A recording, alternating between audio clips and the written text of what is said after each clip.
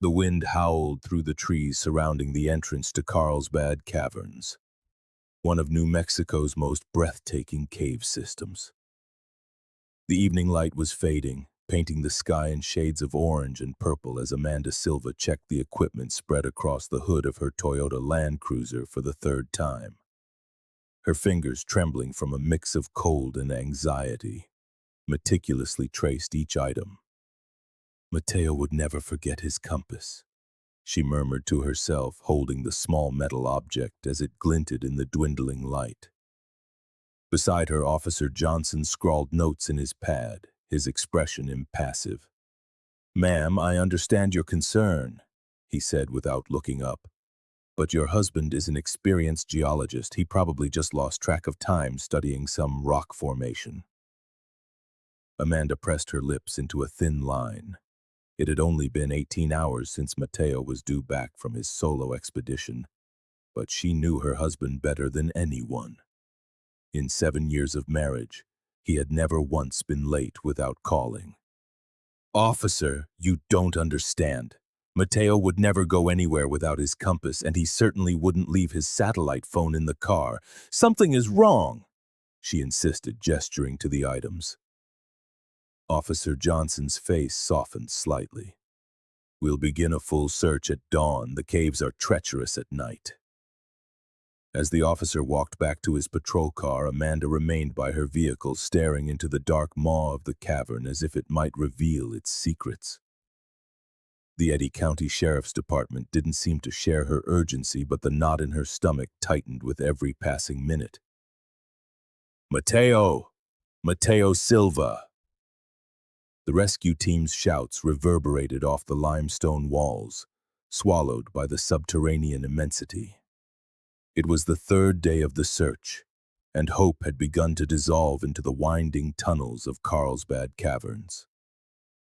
Amanda walked alongside Richard Torres, the head of the rescue team, who knew these caverns like the back of his hand. Their boots splashed through small puddles as the beams from their headlamps cast ghostly shadows on the stalactites.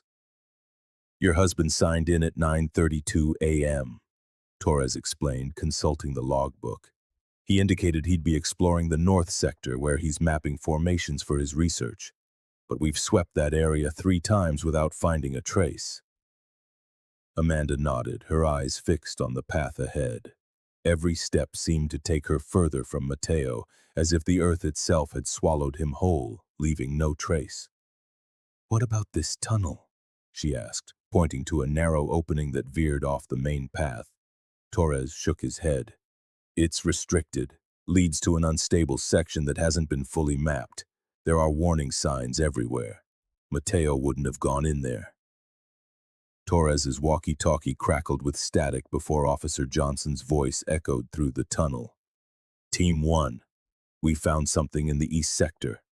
A water bottle with the initials MS engraved on it. I repeat, we have a possible lead." A flicker of hope ignited in Amanda's eyes. "That's his. I engraved his initials on all his field gear myself." The team moved quickly toward the east sector, an area they had already explored the day before. How could they have missed something as obvious as a water bottle? When they arrived, Amanda immediately recognized the metallic blue bottle she had given Mateo for his last birthday. Officer Johnson held it inside a plastic evidence bag. "It was propped upright on this rock," Johnson explained, "as if someone had placed it there deliberately.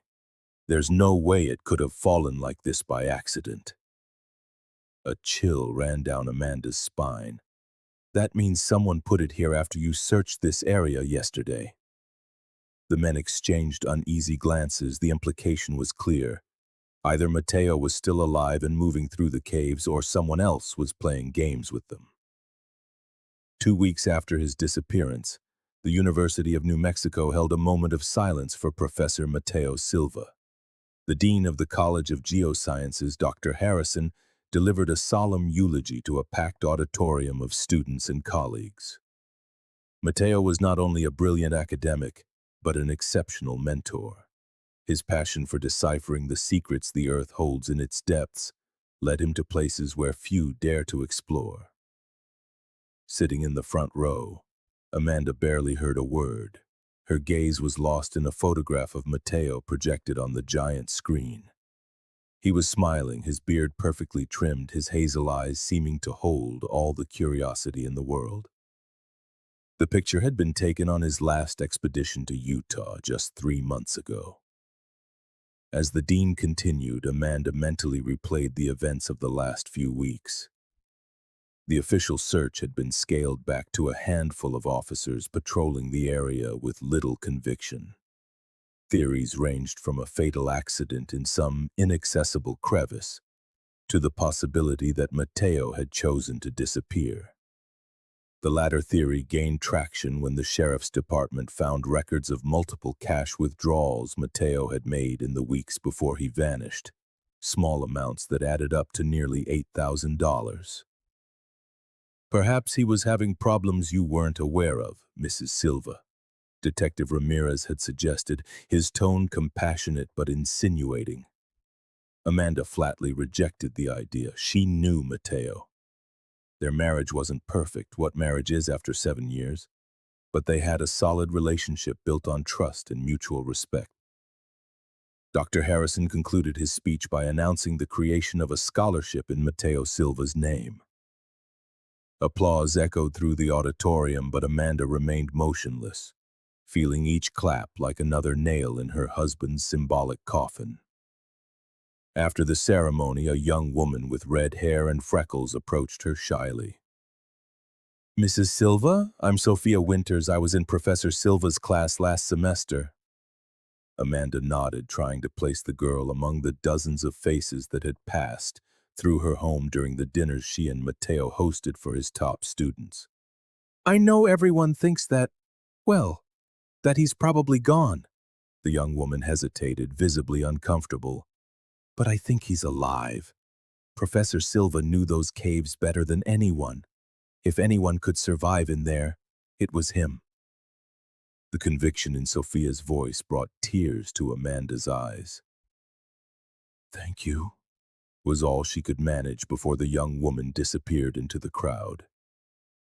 That night, while searching Mateo's study for the 100th time, Amanda found a sticky note on the back of his monitor. A simple set of GPS coordinates and the initials SWB, written in her husband's unmistakable hand. SWB, Sophia Winters. The coffee had grown cold in the mug Amanda held in her trembling hands.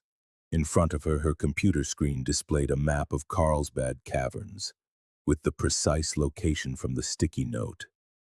A red dot blinked in an unexplored section, far from any authorized tourist or research routes. "Sophia Winters," Amanda murmured, typing the name into the university's database. A photo of the red-haired young woman appeared next to her academic file. Second-year geology student, outstanding grades, and Amanda held her breath, recipient of a special scholarship personally awarded by Professor Mateo Silva.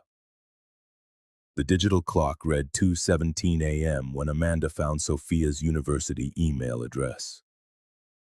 Without a second thought, she typed a concise message. "I need to talk to you. The coordinates. It's urgent. Amanda Silva." The reply came surprisingly fast, less than 15 minutes later. "Not by email. Tomorrow, 8 a.m., Blue Moon Cafe, back table." Amanda barely slept. Her mind swung between hope and a dreadful fear of what she might discover. Had Mateo been involved in some kind of inappropriate relationship with his student? Or was Sophia simply a collaborator on a secret research project? The Blue Moon Cafe was a small, student-filled establishment a few blocks from campus. Amanda arrived 20 minutes early, strategically choosing a table with a clear view of the entrance. Sophia appeared right on time, dressed in faded jeans and an oversized university sweatshirt. Her eyes nervously scanned the room until they met Amanda's. "Mrs. Silva?" Sophia said, sitting down across from her. I'm so sorry about your husband. Please, call me Amanda. And I'd rather we didn't speak about Mateo as if he's dead, Amanda replied, studying every micro-expression on the young woman's face. I found this in his study, your name, your initials, next to coordinates inside the caverns. Amanda slid the sticky note across the table. Sophia looked at it without touching it, her face as pale as the paper. Those aren't my initials, she said finally. SW stands for Southwest Chamber. It's an unexplored chamber the professor discovered a few months ago. He told me about it because I was helping him with his new book on atypical karst formations. Amanda frowned. A book? Mateo never mentioned a new book. He wanted it to be a surprise. It was revolutionary. He'd found evidence of a completely unknown formation pattern in that chamber. Sophia explained, her voice dropping as if sharing a state secret. But he needed more proof before he could publish. That's why he was making those solo expeditions. Why keep it a secret? Mateo always shared his discoveries with me. Sophia glanced toward the window, avoiding her eyes. Because what he was doing wasn't legal. That section of the caves is restricted for safety reasons. If he got caught, he could have lost his job, his reputation. An uncomfortable silence settled between them as Amanda processed the information. If what Sophia said was true, it would explain why Mateo had been so secretive, why he spent nights locked in his study, and why he'd been withdrawing cash, probably for equipment he didn't want to justify to the university. Are you telling me Mateo risked his career for a book? It wasn't just a book, Amanda. It was his legacy, something that would forever change our understanding of subterranean geology. Amanda shook her head in disbelief. And the $8,000 he withdrew? Sophia's eyes widened in genuine surprise.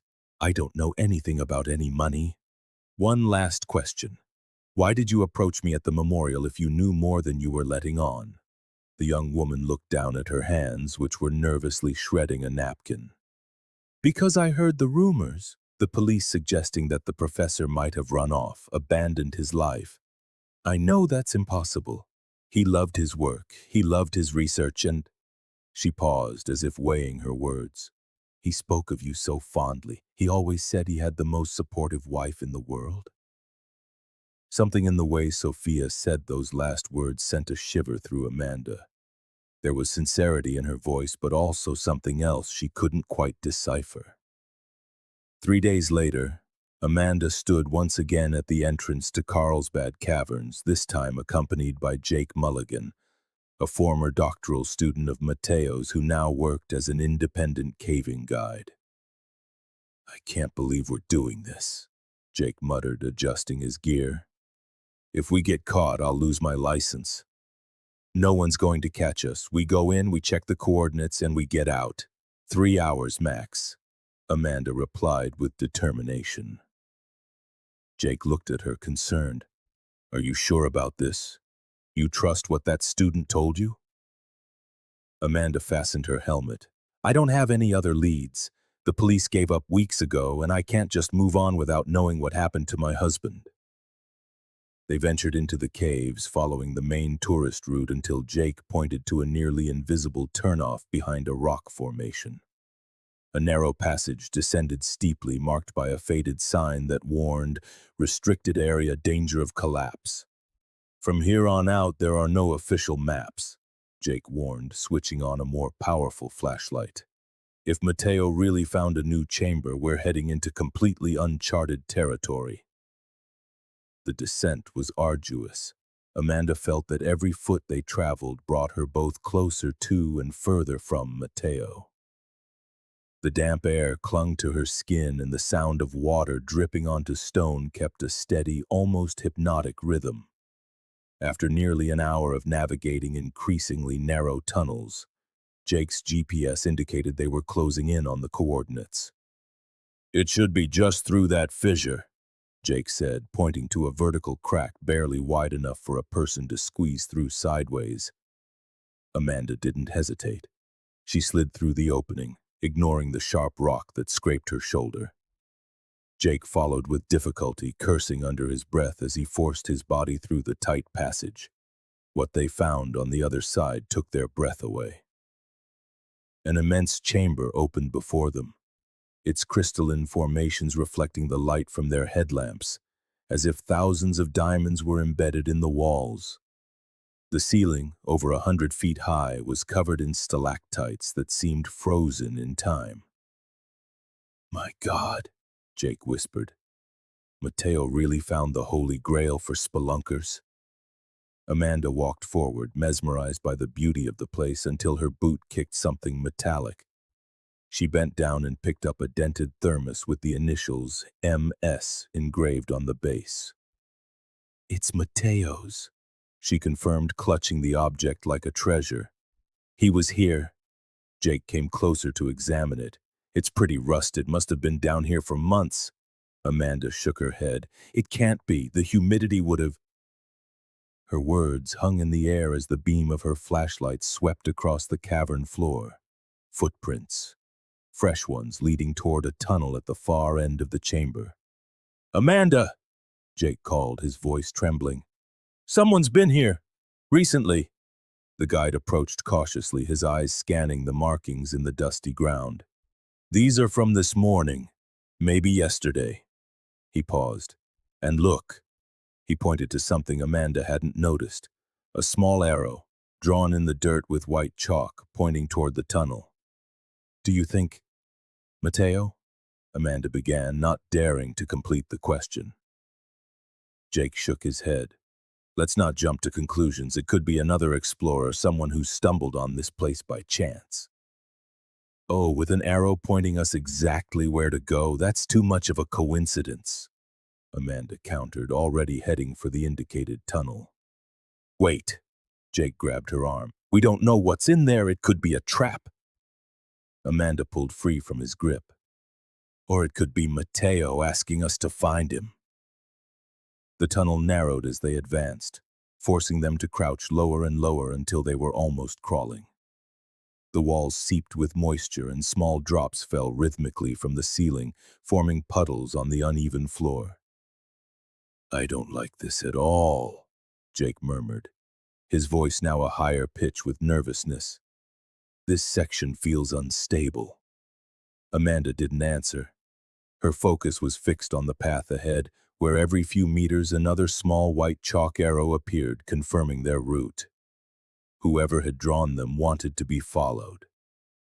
After about 200 meters, the tunnel opened into another chamber, much smaller than the last. Unlike the crystalline magnificence they had left behind, this space was austere, almost desolate. A small pool of still water occupied the center, and the echo of falling drops reverberated off the bare walls. "Look at that!" Jake pointed toward the edge of the pool. There, carefully placed on a flat rock, was a black tactical flashlight with a worn University of New Mexico logo. Amanda recognized it instantly. It was the model the geology department had issued to its tenured professors 4 years ago. "It's Mateo's flashlight," she whispered, approaching cautiously. Jake followed, his eyes scanning every corner of the chamber with suspicion. "I don't get it. Why would he leave his flashlight here, and more importantly, how would he get out without it?" Amanda picked up the object with trembling hands. Despite having been seemingly abandoned in a damp cave for years, the flashlight looked immaculate. There was no trace of corrosion, not even dust on its surface. She pressed the power button, not really expecting it to work. A powerful white beam instantly illuminated the chamber. "Impossible," Jake muttered, moving closer to examine it. "The battery should have died years ago." Amanda turned the flashlight over in her hands, searching for an explanation. It was then that she noticed something, a small compartment at the base that she didn't remember seeing before. She opened it carefully. Inside, there was a micro SD card. The university's computer lab was deserted at 11:30 at night. The security guard who knew Amanda as Professor Silva's widow had let them in after she spun a story about needing to retrieve important files from the server for Mateo's lawyer. "I can't believe we got out of there without anyone seeing us," Jake commented, still on edge as he inserted the micro SD card into one of the computers. Amanda bit her lower lip, her eyes fixed on the screen where a single folder appeared labeled simply 4A. "For Amanda," she whispered, a lump forming in her throat. Jake opened the folder. It contained two files, a text document titled "Read This First" and an untitled video file. "Do you want me to leave you alone for this?" Jake asked softly. Amanda shook her head. "No, please stay." With a click, she opened the text document. The words that appeared on the screen made her heart stop for an instant. "Amanda, if you're reading this, it means you followed the clues and made it here. You were always smarter than me, more perceptive. It's one of the many reasons I fell in love with you. What you're about to see in the video will change everything you think you know about me, about us. I don't expect you to understand my reasons or even to forgive me. I just want you to know the truth.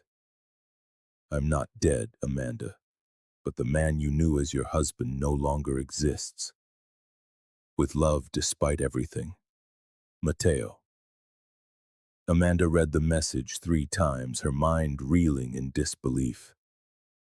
Her hands were shaking so badly that Jake had to take control of the mouse to open the video file. The grainy image showed Mateo sitting in what looked like a motel room. He was thinner, with an unkempt beard, but it was undoubtedly him. The date stamp in the bottom corner indicated the video had been recorded just 2 months ago. "Hello, Amanda," Mateo began, his voice weary. "It's been a long time." Amanda held her breath as her husband, her supposedly missing husband, continued to speak. "First, I need you to know I never wanted to hurt you. What I did was selfish, cowardly, unforgivable, but it was necessary." Mateo paused, running a hand through his hair. "The night before I disappeared, I discovered something in those caves I should have never found. It wasn't the revolutionary geological formations I told Sophia about. That was just a cover story to justify my solo expeditions." Amanda glanced at Jake, whose face mirrored the same confusion she was sure was on her own. "What I found was a cache," Mateo continued in the video. "A cache of classified documents and hard drives hidden in a waterproof case in the chamber you probably just visited. They belong to a man named Edward Voss, a former security consultant for several government agencies. The documents detailed covert operations, some on U.S. soil, all of them illegal." Mateo took a sip of what looked like whiskey before continuing. "I made the mistake of contacting an investigative journalist, thinking it was the right thing to do. But someone found out. The night before my expedition, I received a call. A voice told me exactly what I had found and warned me that if I ever came home or contacted the authorities, you would be the one to pay the consequences." Amanda felt the air leave her lungs. The world seemed to spin as the pieces of the puzzle began to click into place in the most terrible of ways. "So I staged my disappearance," Mateo went on. "The cash withdrawals, the false leads, everything to create confusion. Sophia helped me, without ever really knowing what was happening. I told her I needed to disappear for a while because of trouble at the university, and she trusted me enough not to ask questions." On the screen, Mateo looked aged, with deep, dark circles under his eyes. "I've been living under another identity, constantly moving.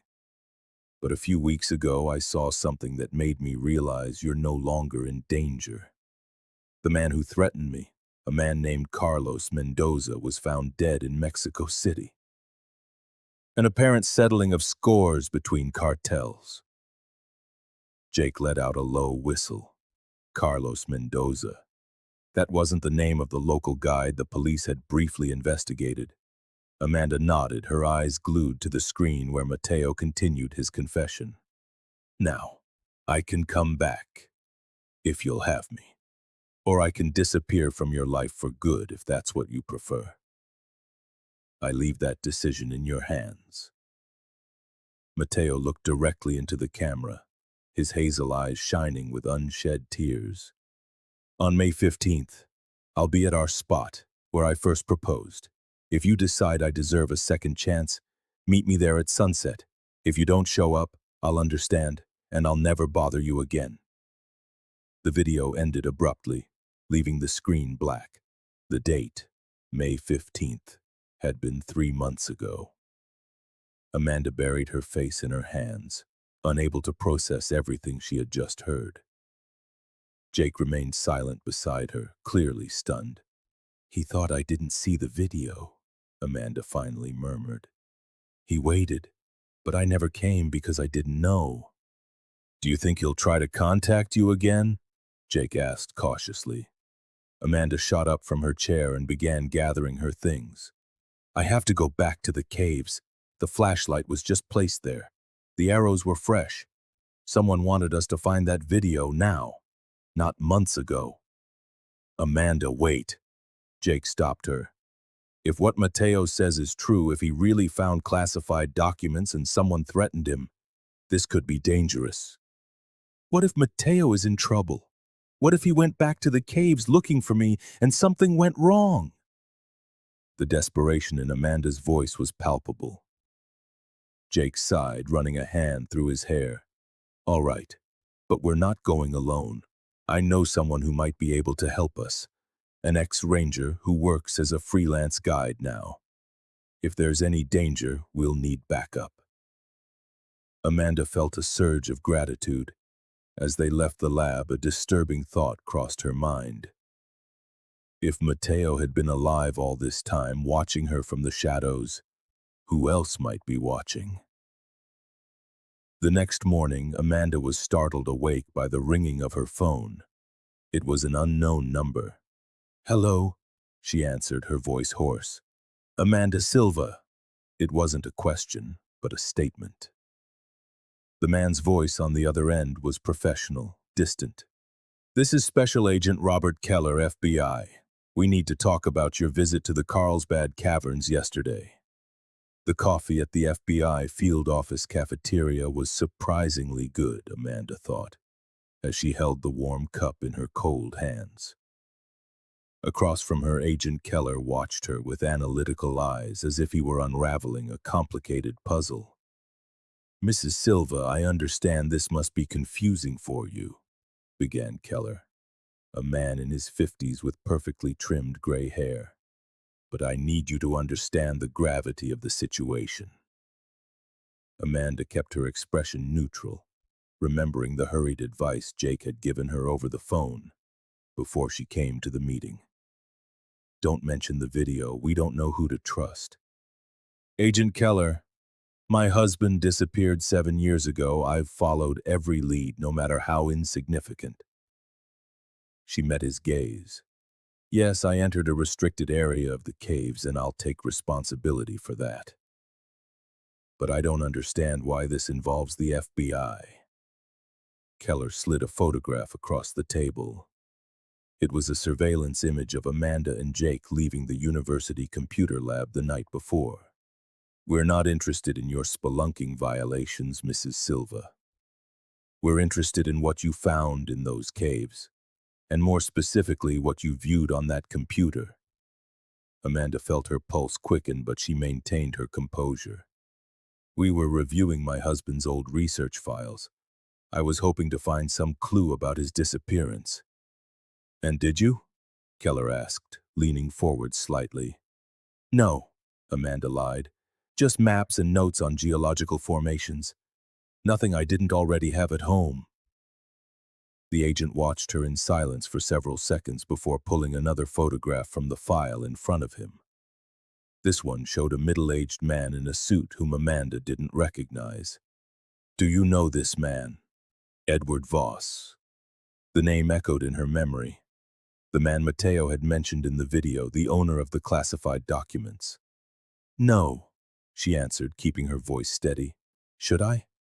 It's curious, Keller continued as if he hadn't heard her. About 7.5 years ago, Mr. Voss disappeared while conducting what he called field work in New Mexico. He was a retired security consultant with complex connections. 6 months later, your husband disappears in the very same caves. Keller gave a calculated pause. And now, 7 years later, you decide to explore a specific section of those caves, a section that was never officially included in the original search. Amanda took a sip of coffee to buy time, her mind racing. Was it possible the FBI had been looking for Voss and the documents all this time? Agent Keller, I've explored every inch of those caves for years, some areas multiple times. There's nothing strange about me visiting that section. And the micro SD card? Keller asked abruptly. Amanda nearly choked on her coffee. Excuse me? The security camera in the lab has a rather impressive resolution. One can clearly see you inserting a micro SD card into the computer. Keller offered a humorless smile, which leads me to wonder what was on that card that was so important you'd break university curfew for it. Amanda set her cup down, feeling as though she'd walked into a perfectly orchestrated trap. She needed time to think, to consult with Jake, to figure out who the good guys and the bad guys were in this story. Agent Keller, I have cooperated fully with every investigation into my husband's disappearance for 7 years. I'm emotionally and physically exhausted. If you have specific questions about my actions, I suggest you ask them in the presence of my lawyer.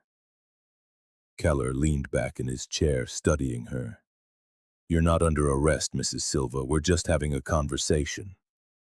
A conversation that has taken an accusatory turn, Amanda replied, picking up her purse.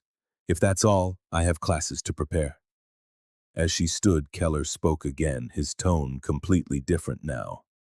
You know, I always wondered why an experienced geology professor would go into an unstable section of the caves alone.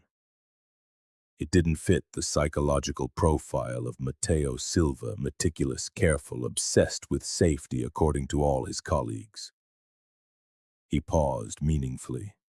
Unless he'd found something worth the risk, something he needed to verify alone. Amanda froze, a chill running down her spine. If your husband is alive, Mrs. Silva, and if he found what I think he found, he could be in grave danger, and now so are you. Jake's apartment was in a modest residential complex near the campus. Amanda rang the bell 3 times, her eyes constantly checking to see if anyone had followed her from the FBI office. The door opened to reveal not only Jake, but also a burly man with short blonde hair and a severe expression. Amanda, this is Mike Reeves, Jake said, quickly pulling her inside and shutting the door. The ex-ranger I told you about. Mike simply nodded, his rigid posture betraying his military past.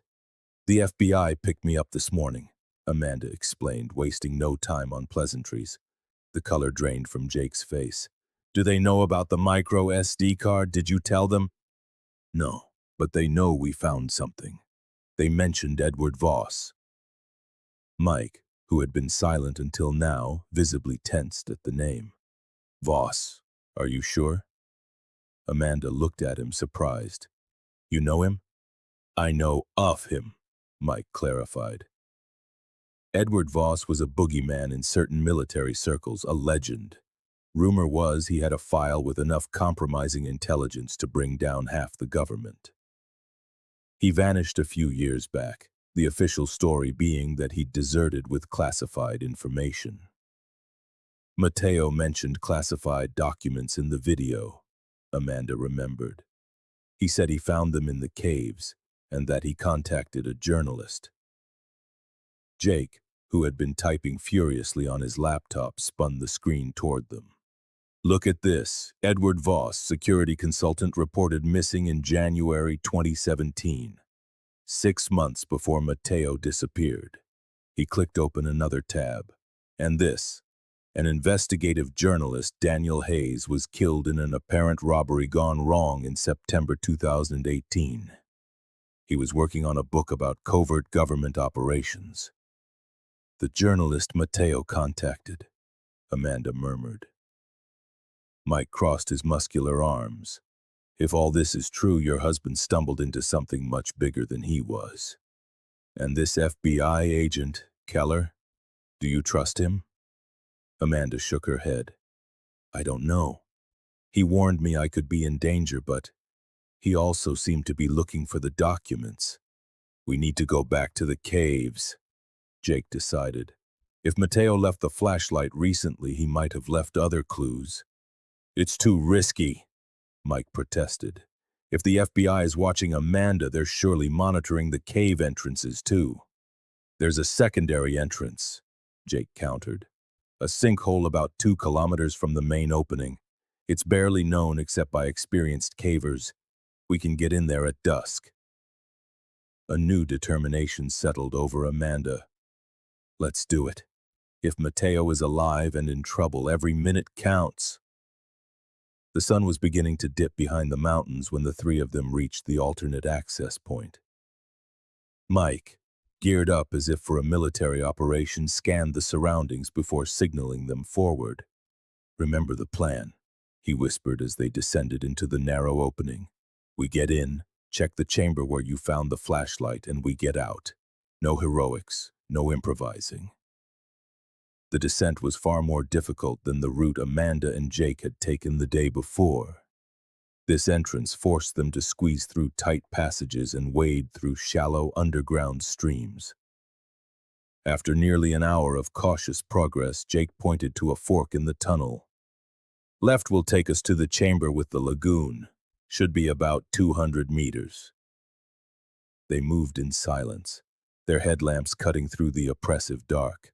Amanda noticed Mike kept one hand constantly near what looked like a holstered weapon at his belt. As they neared the chamber, Mike raised a hand, stopping them. There's a light ahead, he whispered. Someone's in there. The three of them switched off their lamps, plunging themselves into near-total darkness, save for the faint glow spilling from the chamber ahead. It could be Mateo, Amanda breathed. Or it could be whoever is looking for him, Mike countered. Stay here. Before they could protest, Mike moved forward, moving with a surprising stealth for a man his size. Amanda and Jake waited, holding their breath until a sound reached them that froze Amanda's blood. It was the unmistakable voice of her husband. Don't shoot, please. Without a second thought, Amanda bolted toward the chamber, ignoring Jake's urgent whispers. When she burst into the cavern, the scene before her left her paralyzed. Mateo, noticeably thinner and older than in the video, was on his knees with his hands raised. In front of him, Mike was aiming a gun directly at his head, and next to Mike, holding another weapon, was Agent Keller. Amanda, Mateo said, his eyes filled with a mixture of fear and astonishment. I'm so sorry. Mrs. Silva, Keller cut in, his gaze never leaving Mateo. As you can see, our conversation this morning was quite timely. Time seemed to freeze in the subterranean chamber. Amanda, rooted to the spot, stared at the tableau with a maelstrom of horror and confusion. Jake appeared behind her, panting from the run, and stopped dead at the sight. Nobody move, Keller commanded, his voice echoing off the damp walls. This situation is more complicated than it appears. Mike, Jake asked, his voice laced with disbelief. You work for the FBI? Mike's expression remained unreadable, his weapon held steady on Mateo. I'm sorry, Jake. We needed your expertise in the caves, but we couldn't tell you everything. Amanda took a step forward, ignoring the palpable tension. Her eyes were locked on Mateo, the man she had mourned for years, the husband she believed was dead, now kneeling just feet away from her, alive and breathing. Amanda, don't come any closer, Keller warned. I need to understand what's happening, she replied, her voice surprisingly firm. Why is my husband being held at gunpoint by federal agents? Your husband, Keller began, his tone suggesting the word belonged in quotation marks. has been obstructing a federal investigation for 7 years. He has concealed evidence crucial to national security. Mateo shook his head, his pleading eyes fixed on Amanda. It's not that simple. What I found, what Voss hid, it wasn't about national security. It was about covering up crimes. Mateo, please, Mike interjected, his grip tightening on his weapon. We've been over this. Hand over the files and let's end this. Amanda studied her husband, noticing details she'd missed in her initial shock. A fresh scar near his left eyebrow, the slight tremor in his hands, the gauntness of his face that spoke of months, perhaps years of hardship. The files aren't here, Mateo said finally, his voice weary. They were never here. I moved them years ago after they tried to kill me the first time. Keller exchanged a quick glance with Mike before focusing back on Mateo. Mr. Silva, our patience is wearing thin. We tracked your movements to this chamber. We know you came back for something. I came back for Amanda, Mateo answered simply. I left the flashlight and the video hoping she would eventually find them. When I heard Carlos Mendoza was dead, I thought I could finally explain everything. That we could, his voice broke, that we could try to rebuild something of what I destroyed. Amanda felt her heart clench. Despite the years, despite the betrayal, despite everything, the vulnerability in Mateo's voice hit her like a shockwave. If you really don't have the files here, Jake interjected, breaking the tense silence, then why were you digging? He pointed to a corner of the chamber where there were indeed digging tools and a small hole in the ground. All eyes turned to the spot. Mateo closed his, as if caught in a lie. I wasn't looking for the files, he finally answered. I was looking for this. Slowly, Mateo reached a hand into his jacket pocket. Mike and Keller tensed instantly. Hands where I can see them, Keller barked. It's just this, Mateo said, carefully extracting a small object between 2 fingers. It glinted in the flashlight beams, a gold ring with a single small diamond. Our engagement ring. I hid it here the day I disappeared, swearing I'd come back for it when it was safe to come back to you. Amanda recognized the ring she had given up for lost years ago, the one Mateo had placed on her finger during a candlelit dinner in their college apartment. This makes no sense, Mike said, his voice tight with frustration. Our informants tracked the wire transfers. Someone paid $500,000 into a Panamanian account associated with you 3 weeks ago, the kind of payment made for classified information. A look of genuine confusion crossed Mateo's face. I don't know anything about a payment. I've been living on scraps, working under false identities, constantly moving. Unless... Jake let the word hang in the air, a realization dawning on his face. He turned to Amanda. Remember what Sophia said, that Mateo was working on a revolutionary book about karst formations? It was a cover story, Amanda replied, confused. What if it wasn't? Jake pressed. What if he really was working on that book, and someone else is using it as a cover now? Keller lowered his weapon slightly, intrigued. Explain. The geology department, Jake continued, the pieces clicking into place. A month ago, they announced the posthumous publication of a groundbreaking monograph based on Mateo Silva's research notes. Dean Harrison has been promoting it as a work that will change the field. Harrison! Mateo whispered, as if the name caused him physical pain. He was the one who introduced me to Voss. He said the man needed a geologist to assess the stability of some land. Are you suggesting the dean of your university is involved in this? Keller asked, skeptical. I don't know, Mateo admitted. But if someone has been using my name and my research as a front to sell classified information... A distant rumble interrupted them, followed by the unmistakable sound of voices and footsteps approaching from the main tunnel. "Damn it," Mike hissed, turning to Keller. "It must be Ramirez's men, if they find the documents before we do." "Ramirez?" Amanda asked, the name jogging her memory. "The detective who investigated Mateo's disappearance." "Jorge Ramirez was never a detective," Keller explained quickly, his mind already shifting to the new threat. "He's an operative for a private intelligence agency, hired by people very interested in recovering what Voss hid. People who would rather no one walked out of these caves alive if it means keeping their secrets." "We have to get out of here," Mike urged, helping Mateo to his feet. "The way we came in is our best bet." "No," Mateo interjected. "There's another way out. A tunnel I found during my explorations.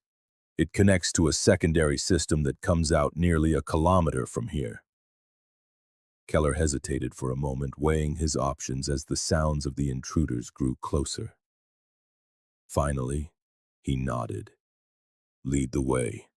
But if this is a trap—" "It's not," Mateo assured him, taking Amanda's hand for the first time in 7 years. The contact sent an electric jolt through her, a physical reminder of all they had lost. "Trust me, please." Amanda squeezed his hand, unable to speak. There were so many questions, so much pain, so much confusion, but also one unshakable certainty. Despite everything, she still loved this man. The tunnel Mateo led them to was excruciatingly narrow, forcing them to move in single file, hunched over and at times crawling. Keller took the lead, followed by Mateo, Amanda, and Jake, with Mike covering their rear. "How did you find this passage?" Jake whispered as they squeezed through a particularly tight section. "I spent weeks exploring every inch of these caves before I disappeared," Mateo answered. "I needed to know every possible way out." "Quiet," Mike ordered from behind. "I think they're on our tail." He was right. The distant echo of voices and the occasional flash of light confirmed that Ramirez's men had found their escape route. "We're close," Mateo announced after several more tense minutes. "The exit is just past a small chamber with aragonite formations." When they finally emerged into the chamber, its beauty would have been breathtaking under any other circumstances. Delicate white crystal formations spread like frozen flowers from the walls and ceiling, creating an almost dreamlike landscape. "The exit is behind that formation," Mateo pointed to the far side. "It's tight, but—" The sharp crack of a gunshot shattered his words, followed by the patter of rock fragments raining down from the ceiling. They all hit the ground instinctively. "They've got us pinned!" Mike yelled, drawing his weapon and firing back toward the entrance they'd just come through. "Go!" Keller ordered, joining Mike in laying down cover fire. He pulled a second pistol from an ankle holster and tossed it to Jake. "We'll hold them off." Jake, visibly uncomfortable but resolute, nodded. "This way. Come on!" Amanda and Mateo followed Jake toward the exit, staying low to avoid the bullets now whistling through the chamber, shattering the delicate aragonite formations that had taken millennia to form. They were only feet from the opening when Amanda heard a grunt of pain behind her. She turned to see Keller collapse, clutching his shoulder, blood seeping through his fingers. "Agent Keller!" she cried out, stopping instinctively. "Keep going," Keller ordered through gritted teeth. "Find Harrison. He has the answers." Mike continued to fire, covering Keller as he dragged himself behind a rock for cover. "Go now," Mike roared. "We can't hold them for much longer." With her heart hammering against her ribs, Amanda followed Mateo and Jake into the narrow opening. The passage was even tighter than the last, forcing them to twist and squirm their way forward. "What about Mike and Keller?" she asked between gasps as they crawled through the tunnel. "They're professionals," Jake answered, though his voice betrayed his worry. "They know what they're doing. After what felt like an eternity, the tunnel began to widen and a faint natural light filtered in from up ahead. They finally emerged into a small hollow surrounded by shrubs and cacti, spilling out onto the cool earth beneath a star-dusted sky. "We made it," Jake sighed, slumping against a rock in exhaustion. Mateo helped Amanda out of the tunnel, holding her with a gentleness that stirred memories of simpler times. For a moment their eyes met, 7 years of separation condensed into a single silent exchange. "We have to keep moving," Mateo finally said, breaking the spell. "If Ramirez is involved, they won't take long to track this exit too." "Where are we going?" Amanda asked. "To the university," Mateo replied, his voice firm with determination. "It's time to confront Dean Harrison." The university campus seemed surreal under the moonlight, so peaceful and ordinary in contrast to the chaos they had just escaped. The three of them moved silently between the buildings, sticking to the shadows and avoiding the security cameras that Mateo pointed out with precision. His years on the run had clearly taught him caution. "The dean's office will be locked at this hour," Jake whispered as they neared the science building. "We're not going to his office," Mateo answered. "Harrison would never keep anything incriminating there. We're going to his private lab in the basement." Amanda frowned. Since when does Harrison have a private lab? He's always been a desk academic. He hardly ever set foot in the field. "Exactly," Mateo nodded. "It's the perfect cover. 6 years ago, when I first started suspecting his involvement with Voss, I discovered he'd requested funding for an advanced geological analysis space.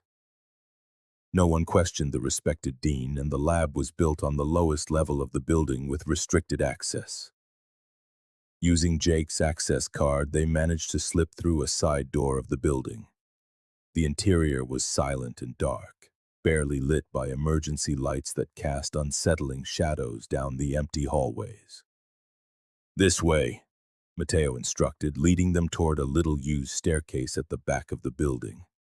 As they descended, Amanda couldn't help but watch her husband, or perhaps she should think of him as her ex-husband now, though legally they were still married. There were so many unanswered questions, so many nights of loneliness and pain to process. But now was not the time. "How do we get in?" Jake asked when they reached an armored door with a card reader and a numeric keypad. Mateo offered a faint smile. Harrison was never very creative with his passwords. He used to use the publication date of his doctoral thesis. His fingers flew across the keypad, entering a sequence of numbers. The panel's light switched from red to green, and a soft click indicated the door was unlocked. "After you," Mateo said, holding the door open. The interior was not what Amanda had expected. Instead of a typical geology lab with rock samples and analysis equipment, they found themselves in an ultra-modern office. Multiple screens covered an entire wall, displaying graphs, lines of code, and what looked like blueprints of the Carlsbad Caverns. "This is no geology lab," Jake murmured, astonished. "No, it's not," Mateo confirmed, walking directly to the main desk. "It's an operations center." Amanda approached the screens, studying the blueprints. These maps show sections of the caverns that don't officially exist in the national park records. "Why would they officially exist?" Mateo replied, booting up the main computer. "Harrison has been using his academic position to facilitate operations the government prefers to keep in the shadows. The caves are the perfect hiding place, vast, complex, mostly unexplored, with multiple access points that even cross the border." "What kind of operations?" Amanda asked, a chill running down her spine. "Everything," Mateo answered grimly. "From experimental weapons testing to meetings with people who officially can't set foot on U.S. soil. Voss documented it all meticulously. It was his life insurance. Until it wasn't." While Mateo worked on the computer, Jake inspected the room. There's something here, he called from a corner, pointing to a small safe embedded in the wall, partially hidden behind a framed map. Mateo looked up from the screen. We need the combination. Or this. Jake grinned, pulling a small multi-tool from his pocket. Cavers know how to open things too. As Jake worked on the safe, Mateo continued his digital search. This is strange, he muttered after several minutes. There are recent emails about a fund transfer to an account in my name, but I can't find anything about Voss's documents. Maybe they're in... Amanda began, but she was cut off by the sound of the door opening behind them. My safe deposit box at the bank, a familiar voice completed. All three of them spun around to find Dean Harrison, impeccably dressed despite the late hour, pointing a small but lethal-looking gun at them. Professor Silva, what a touching family reunion. Harrison smiled humorlessly. I must admit I'm surprised. I thought you were smarter than this. Mateo instinctively moved between Harrison and Amanda. It's over, Harrison. The FBI knows about your operation. Keller is after you. Harrison let out a short, sharp laugh. Keller, please. Robert is an idealist who's been chasing ghosts for years. By the time he finds this place, there'll be nothing left to find. He gestured with the gun, away from the computer. All of you, against the wall. Why, Harrison? Amanda asked as she slowly complied. What did you gain by betraying everything the Academy stands for? Betraying? Harrison's face twisted into a sneer. You naive child. What I've done is ensure our institution has funding for decades. Do you think those new microscopes in the student lab were paid for with the miserable state budget? Or the scholarships for your precious underprivileged students? He shook his head. The real world runs on compromise, on sacrifices. Sacrifices like Edward Voss? Mateo asked. Or like Daniel Hayes, the journalist? A shadow crossed the dean's face. Unfortunate collateral damage. Voss became too nervous, too moralistic all of a sudden. And as for Hayes, well, you contacted him. You signed his death warrant. Amanda watched the color drain from Mateo's face at those words. The weight of that guilt must have been unbearable all these years. And now, regrettably, we'll have to add 3 more names to that list. Harrison continued, pulling out a phone with his free hand. Ramirez will be here in 10 minutes. He'll handle the cleanup. The same Ramirez who's being chased by the FBI right now? Jake asked, buying time as his hand moved imperceptibly toward the multi-tool he'd left on a nearby table. Harrison narrowed his eyes. What are you talking about? Mike and Keller exchanged fire with Ramirez's men in the caves, Amanda explained, catching on to Jake's strategy. They had orders to arrest everyone involved. You're lying, Harrison snapped, though a flicker of doubt crossed his eyes. He raised his phone, likely to verify the information. That instant of distraction was all Jake needed. With a swift motion, he flung the multi-tool at Harrison's gun hand. The metal object struck its mark, causing the dean to drop the weapon with a cry of pain. Mateo lunged forward, tackling Harrison against the wall. Both men crashed to the floor in a violent struggle. Despite his frail appearance after years on the run, Mateo fought with the strength of desperation. The gun! Jake yelled to Amanda, pointing at the pistol that had skittered a few feet away. Amanda moved quickly, scooping up the weapon with trembling hands. She had never held a gun before, and the weight of the cold metal felt alien and terrifying in her palms. Get back, Mateo, she ordered, aiming toward the 2 men still grappling on the floor. Harrison managed to land a punch on Mateo's jaw, using his momentary disorientation to shove him aside. He staggered to his feet, blood dripping from his split lip. You're not going to shoot, Dr. Silva, Harrison said with contempt. You don't have what it takes. His eyes shifted to a panel on the wall, his intention clear. some kind of alarm or additional security system. "Don't move," Amanda warned, surprised by the firmness in her own voice. Harrison smirked, taking a step toward the panel. "Or what? You'll kill me? Make your dear husband a witness to a murder? I don't think so." "Perhaps she won't," a new voice interjected from the doorway, "but I wouldn't have that problem." Everyone turned to see Agent Keller, pale and with his shoulder crudely bandaged, but with his weapon aimed steadily at Harrison. "Keller," Harrison sighed, "always so predictable." "On the floor, now," Keller ordered, advancing slowly into the lab. Harrison weighed his options, his calculating gaze jumping between Keller, the panel on the wall, and the others. Finally, with a resigned smile, he began to kneel, and then with a speed surprising for his age, he lunged for the desk, pulling a second gun from a hidden compartment. Keller's shot was deafening in the confined space of the lab. Harrison stopped short, a look of genuine surprise on his face as a red stain blossomed on his chest. He staggered backward, crashing against the wall of screens, and slid slowly to the floor. "Idiot," he mumbled, his voice already weakening. "You'll never understand what was necessary." His eyes fixed on Mateo.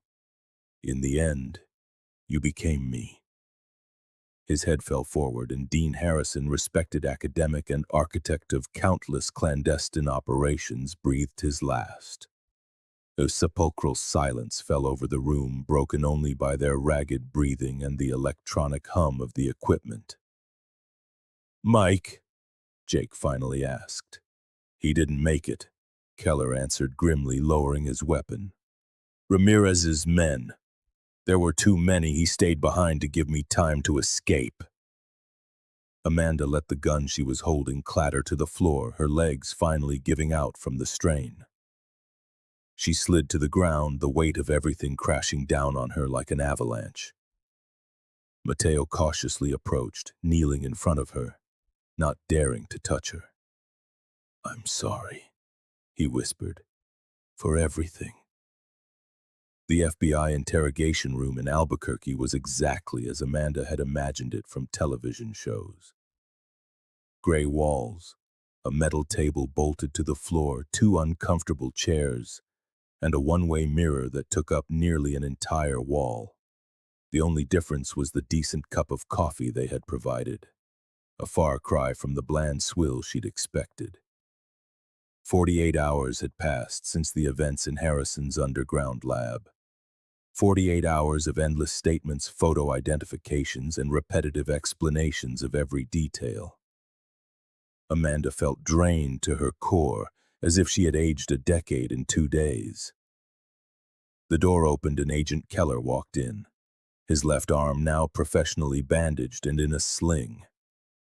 Despite his injury, he moved with the same precise efficiency he had shown from the start.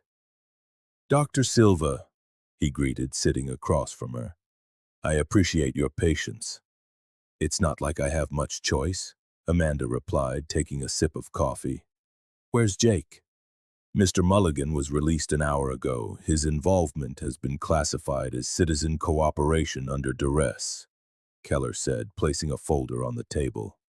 "You'll be released today as well, as soon as we sign some final paperwork."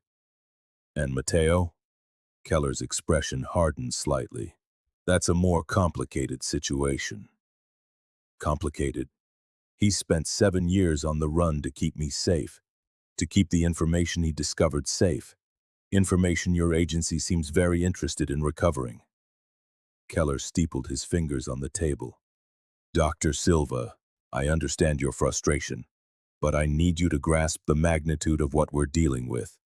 What your husband found in those caves wasn't just compromising information. It was evidence of a network of covert operations involving high-ranking officials, private contractors, and government agencies." "I know, that's why he disappeared." "Yes and no." Keller opened the folder, revealing photographs of what looked like documents and storage devices. What your husband didn't know when he fled was that Voss had encrypted the most sensitive data. The physical files he found were only one part of the puzzle. The tip of the iceberg, so to speak. Amanda frowned. What are you saying? I'm saying that for 7 years, Mateo Silva has been running with incomplete information.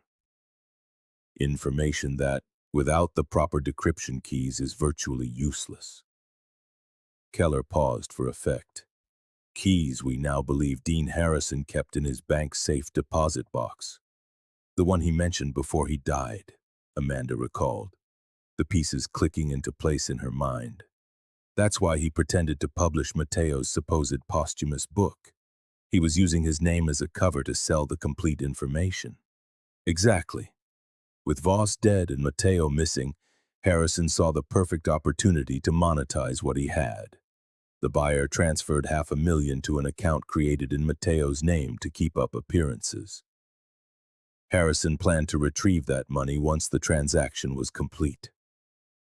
Amanda processed this, trying to reconcile it with everything she had endured. What happens to Mateo now? Keller closed the folder.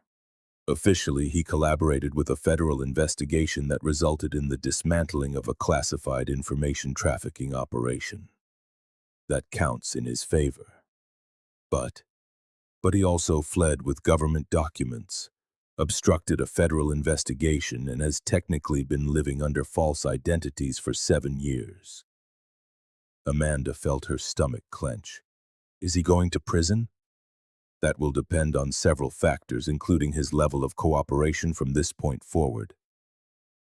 Keller looked at her directly, and on what we find in Harrison's safe deposit box. The New Mexico National Bank had maintained its reddish sandstone facade since 1923, a historic building that contrasted with the modern skyscrapers surrounding it in Albuquerque's financial district.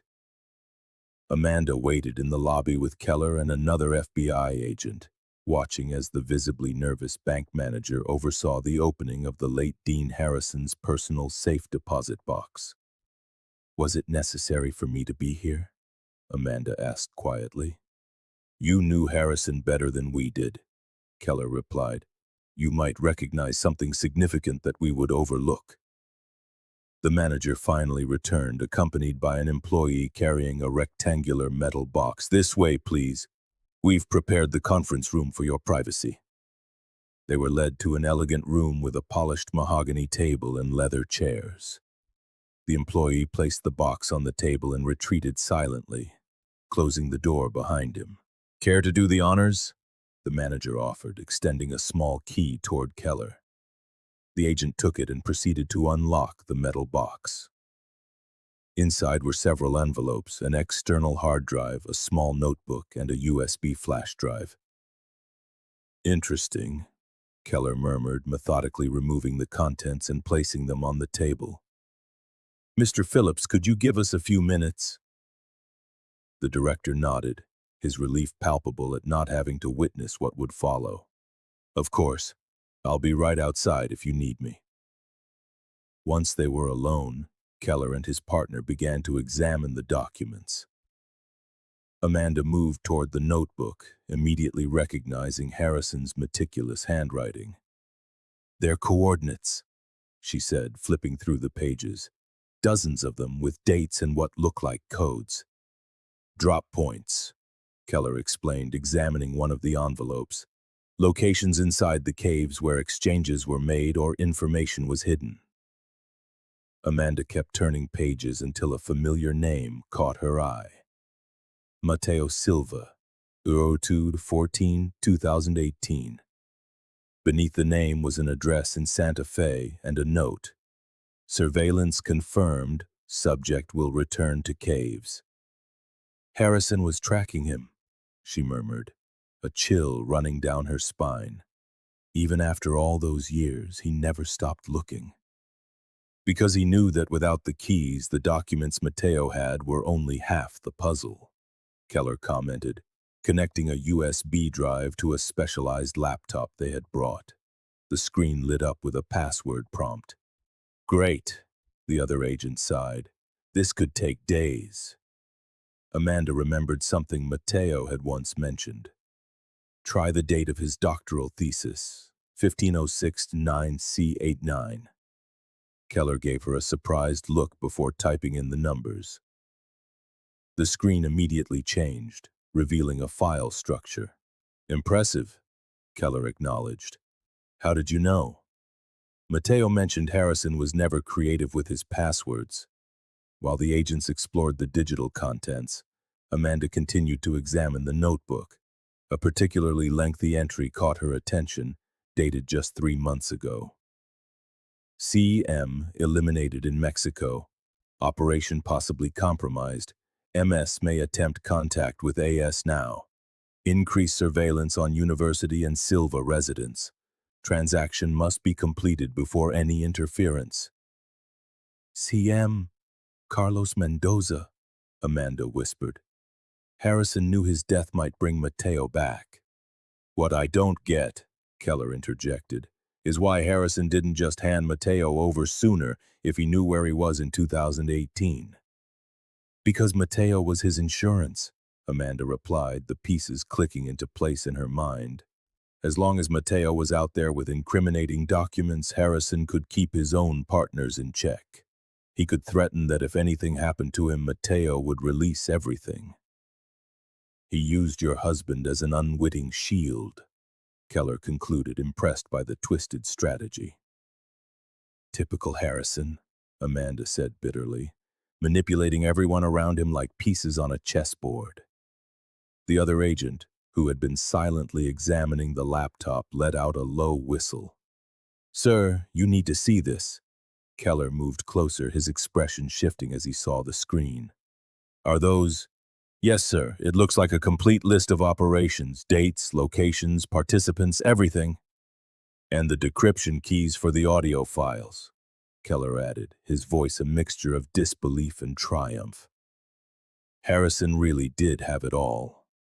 Amanda watched the agent's reactions, a thought slowly forming in her mind. This changes things for Mateo, doesn't it? Keller looked at her, his expression cautiously neutral. Potentially. This information could be enough to justify an immunity deal depending on his continued cooperation. Can I see him now? The agent hesitated for a moment before nodding.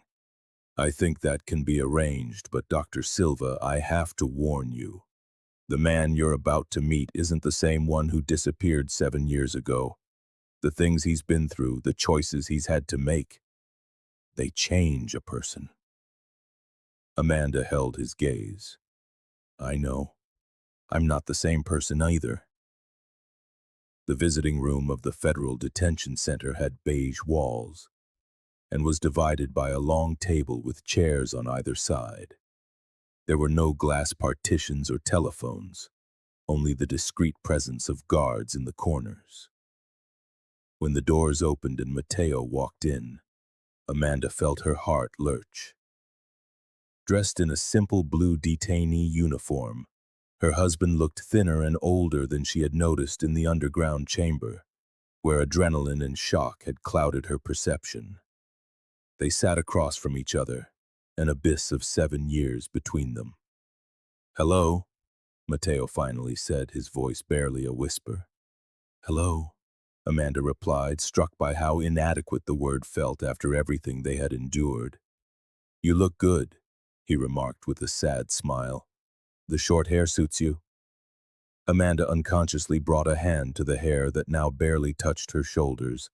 She had cut it 3 years after Mateo's disappearance, on an impulse her therapist had interpreted as a symbol of renewal. We found Harrison's safe deposit box, she said, opting to get straight to the point. He had everything, the keys, the logs, proof of his involvement in illegal operations. Mateo nodded slowly. Keller told me. It seems my long run was actually worth something. Why didn't you contact me sooner?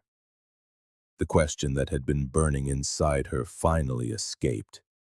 When you knew Mendoza was dead, why use that indirect method with the flashlight and the video? Mateo looked down at his hands. I was afraid, he admitted. Not of the danger, I was afraid of your reaction. Afraid you would hate me for abandoning you, for the lost years, for the lies. I did hate you, Amanda confessed, surprising herself with her own honesty. For a long time I hated you because it was easier than missing you. Easier than wondering every single day if you were alive or dead. If you had chosen to disappear or if you'd been forced. Silent tears began to trace paths down Mateo's cheeks. I'm so sorry, Amanda. If I could go back, but you can't, she interrupted him gently. Neither of us can. A silence settled between them, heavy with all the unsaid words, the unlived lives, the moments lost forever. Keller says they'll probably offer me a deal, Mateo said finally. Immunity in exchange for my full testimony and help locating the others involved. That's good news, I suppose. Mateo raised his gaze, his hazel eyes searching hers. What happens after, Amanda? What happens to us? The question hung in the air between them, heavy with implications and possibilities. 18 months later, the afternoon sun bathed the small cabin porch in a golden light, making the glass of lemonade in Amanda's hand glitter. From her rocking chair, she gazed at the serene landscape of the Sangre de Cristo Mountains, so different from the desert plains where she had spent the last several years. The Witness Protection Program had relocated them to this secluded corner of Colorado, far enough from New Mexico to minimize any risk, yet close enough to the wilderness they both loved. Catherine and Michael Reynolds were their official names now, a pair of prematurely retired university professors, a story not entirely false considering neither of them could ever teach under their real identities again. The creak of the screen door announced Mateo, who came out onto the porch with a drink of his own and settled into the adjacent rocking chair. It had been 6 months since his final release, following a year of testimonies, trials, and legal arrangements that had led to the arrest of 16 individuals connected to the network Harrison had helped build. Jake called, Mateo commented, his voice as calm as the twilight enveloping them. He says his expedition in Ecuador is going well. They found 3 new species of cave-dwelling insects. Amanda smiled. Jake was the only person from their old life they were allowed to maintain limited contact with, always through secure channels set up by the U.S. Marshals. Their friend had returned to academic caving, now with enough true stories to never have to make one up again. I'm glad for him, she replied, taking a sip of lemonade. He asked about the offer, Mateo added. It's still on the table. A semester as a visiting professor at the University of Quito next year. Not using our real names, of course, but we could teach geology again. The idea of returning to a classroom, even briefly and in another country, stirred mixed feelings in Amanda.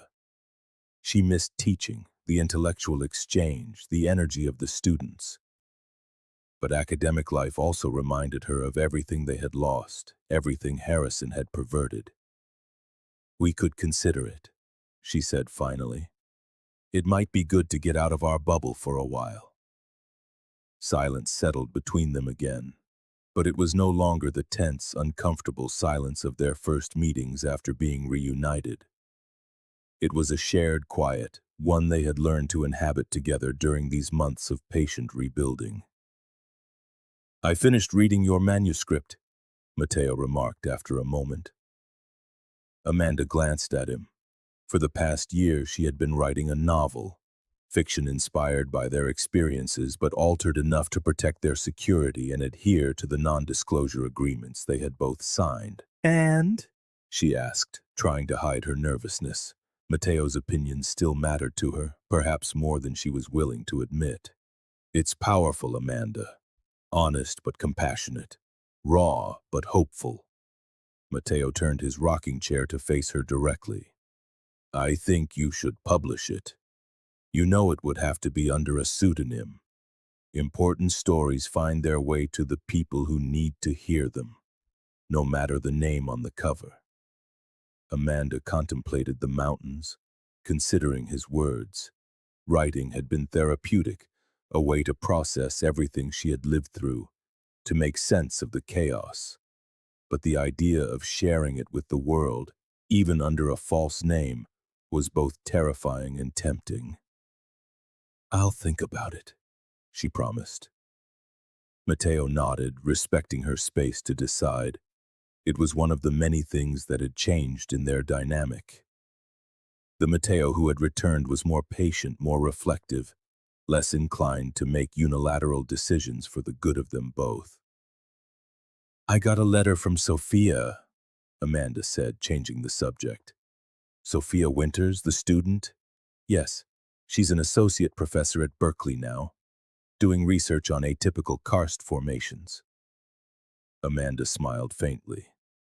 "It seems your lie about a revolutionary book ended up truly inspiring her."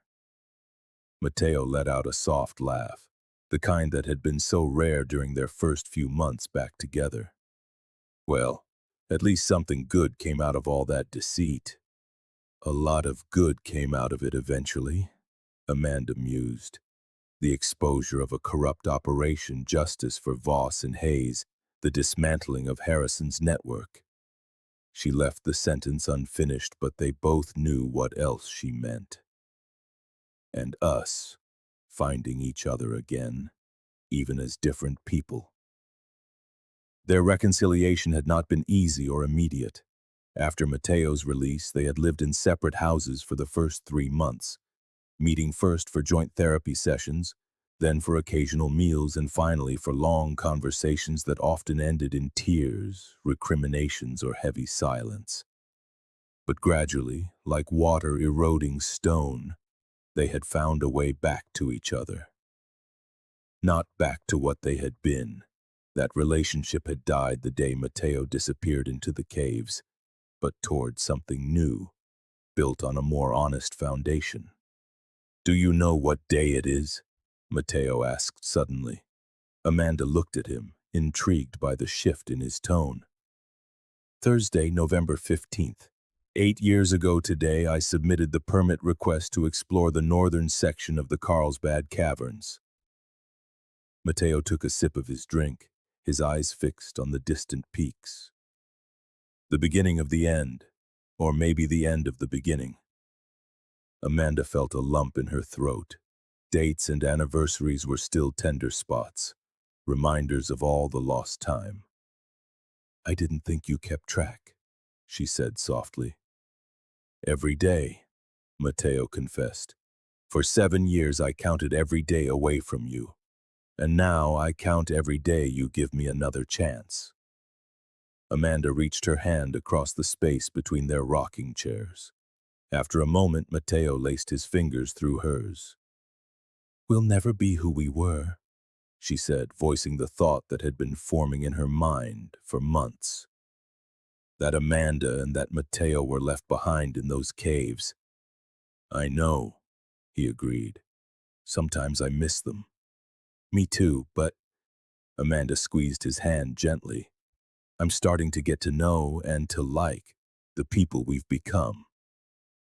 The sun was beginning to dip behind the mountains, casting long shadows across the valley. The chill of night would come soon, but for now, the residual warmth of the day wrapped around them like a blanket. "There's something I've wanted to ask you," Mateo said after a long silence. "Something we never directly addressed." Amanda watched him, noticing the sudden tension in his shoulders. "What is it?" "In the caves, when you found my flashlight and saw the video, Keller mentioned I'd left a message to meet at our spot on May 15th. The lookout where you proposed," Amanda remembered. "Yes." Mateo hesitated, as if dreading the answer to his next question. "If you had seen that video in time, if you had known the date for the meeting, would you have come?" The question hung between them, pregnant with what-ifs. Amanda considered it carefully, not just what she would say, but the honesty she owed both Mateo and herself. "I don't know," she admitted finally. "At that moment I was so full of anger, confusion, and accumulated pain, but—" A part of me never stopped looking for you, even when I was trying to move on. Mateo nodded slowly, absorbing her answer. That's fair, more than I probably deserve. It's not about deserving, Amanda corrected. It's about choosing. Every day we choose who we are and who we share our lives with. She paused, squeezing his hand again. And I choose you, Mateo. Not the professor who disappeared or the fugitive who returned, but the man sitting here right now with all his scars and his hard-won wisdom. Mateo's eyes glistened with unshed tears as he brought her hand to his lips and kissed it gently. You know what's ironic? She mused, watching the last glow of the sun on the peaks. Harrison and all his accomplices had sought power, control, and security through their secrets, and in the end they lost everything. While we lost everything, Mateo continued, following her train of thought. And somehow, we found something far more valuable. The truth, Amanda nodded, painful as it was. The first stars were beginning to emerge in the twilight sky, pinpricks of light on a canvas that was slowly deepening to black. Soon it would be time to go inside, to make dinner, to carry on with the small routines they had built in this new life. But for now, they remained on the porch, their chairs rocking gently in unison, their hands clasped in the space between them. A fragile yet resilient bridge over the abyss that had once torn them apart. Somewhere far away, the Carlsbad Caverns remained, vast and mysterious, guarding their own secrets in the eternal dark. But here, in this cabin nestled in the mountains, two people who had been shattered by those secrets were finding their way, step by step, back toward the light.